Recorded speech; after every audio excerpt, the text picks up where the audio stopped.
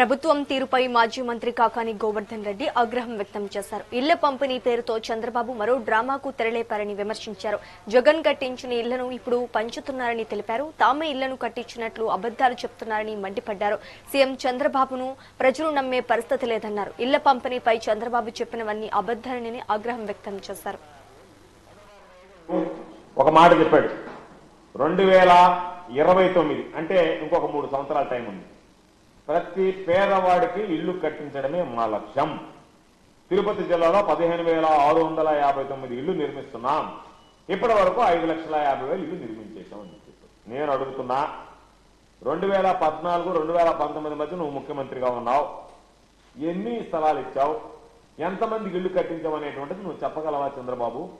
చెప్పేటువంటి ధైర్యం ఉందా? చెప్పడానికి నీ దగ్గర ఆధారాలు, రికార్డులు ఉన్నాయా? అదేవిధంగా ఈరోజు నువ్వు 21 నెలల్లో 5,50,000 ఇల్లు కట్టానని చెప్పి మరొక పచ్చి అబద్ధం చెప్పాడు.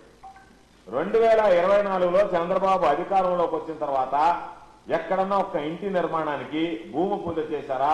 కనీసం పునాదులు తీయడానికి ముగ్గు వేశారా? ఎక్కడన్నా నువ్వు ఇళ్లు మంజూరు చేసి ఆ పనులు చేసినటువంటి పరిస్థితి ఉందా?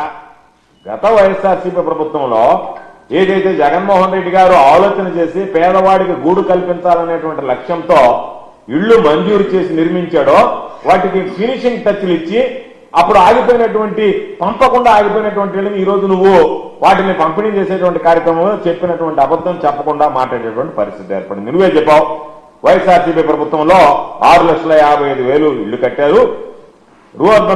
అర్బన్ దానికి సంబంధించినటువంటి కింద అర్బన్ పథకం కింద ఇచ్చినటువంటి వాటిలో నిధులన్నీ కూడా వాడేశారు. 815 కోట్లు అప్పబెట్టారు. మంచి ఇళ్లు కడితే వాటిని నాశనం చేశారు. వీళ్ళకి మనసు ఎలా వచ్చిందో అర్థం కాలేదు అని చెప్పి చంద్రబాబు నాయుడు మాట్లాడారు. ఒక మనిషి ఎంత నిస్సిగ్గుగా పచ్చి అబద్దాలు మాట్లాడతాడు అనేటువంటి దానికి ఈరోజు చంద్రబాబు నాయుడు మాట్లాడినటువంటి ఈ మాటలు. చంద్రబాబు నాయుడు